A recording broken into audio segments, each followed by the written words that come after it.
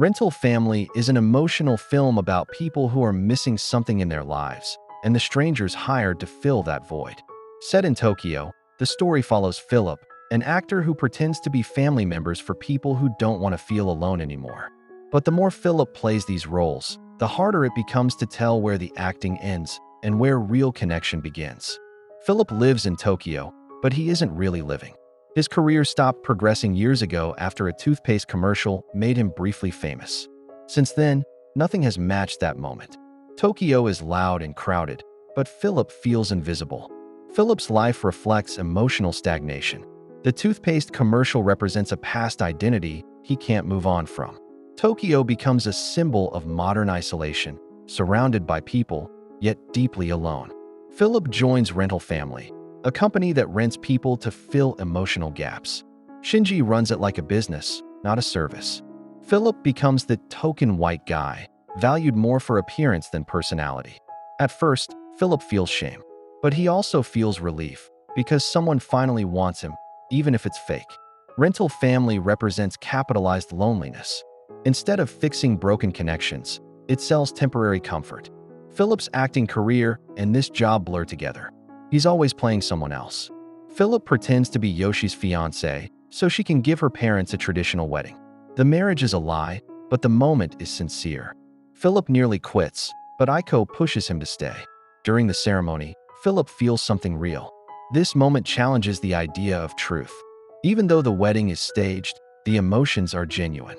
The film asks, if love feels real, does it matter if it's fake?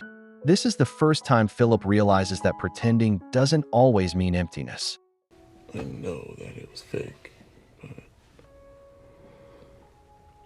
there were moments that it felt real. 私たち似てるよね。私は体でみんなを助けてて、フィリップは心でみんなを助けてて。Philip takes on two long-term jobs. With Mia, he plays a father so she can get into a private school. With Kikuo, he plays a journalist, listening to stories from a man losing his memory. Mia resents Philip at first. Kikuo slowly forgets who he is, and Philip fills both gaps. Mia represents a future shaped by pressure, while Kikuo represents a past slipping away. Philip stands between them, becoming a temporary anchor for both. Philip grows close to Mia. He starts acting like a real father, not just a role. When he's offered a big acting job in South Korea, he turns it down because he promised to never leave her again. This moment is about chosen responsibility. Philip finally chooses a human bond over ambition. Unlike Kikuo, he refuses to abandon someone for his career. Hitomi warns Philip not to get attached. She has Mia's life fully planned. When Philip questions this, Hitomi gets offended. Hitomi represents fear disguised as care. She believes control equals love.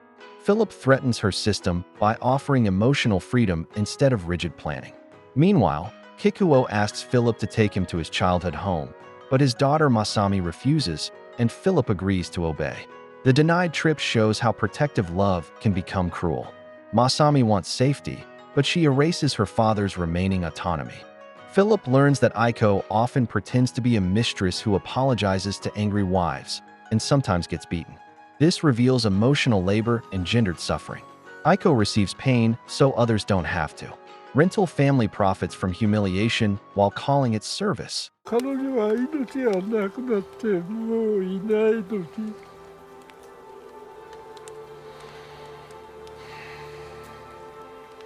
記憶だけがずっと生き続けているなんてね、忘れる前に会えてよかった。 After Mia's school interview succeeds, Philip is ordered to leave her. He must pretend he's returning to America. The system allows love, but only temporarily. Emotional attachment is treated like a rule violation. Philip is basically punished for caring too much. Philip takes Kikuo to his childhood home anyway, but nature has overtaken it because no one has been there to take care of it.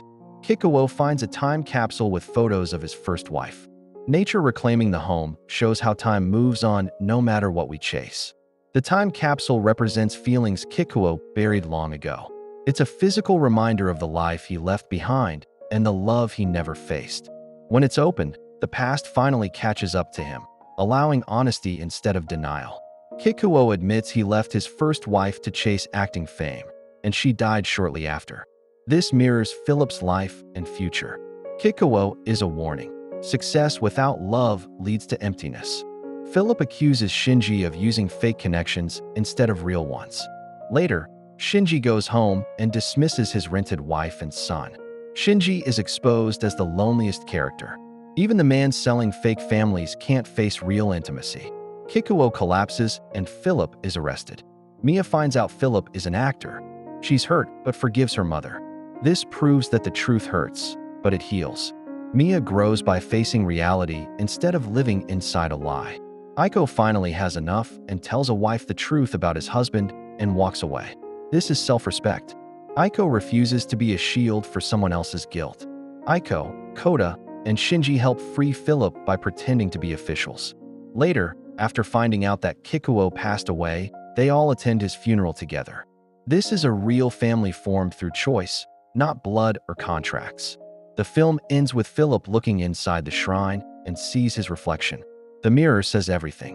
What you're searching for isn't outside, it's who you choose to be. Rental Family is about loneliness in a modern world, where connection is easy to fake and hard to earn. It asks one simple question: is pretending to be loved better than being alone? Make sure to like and subscribe if you enjoyed this video, and I will see you in the next one.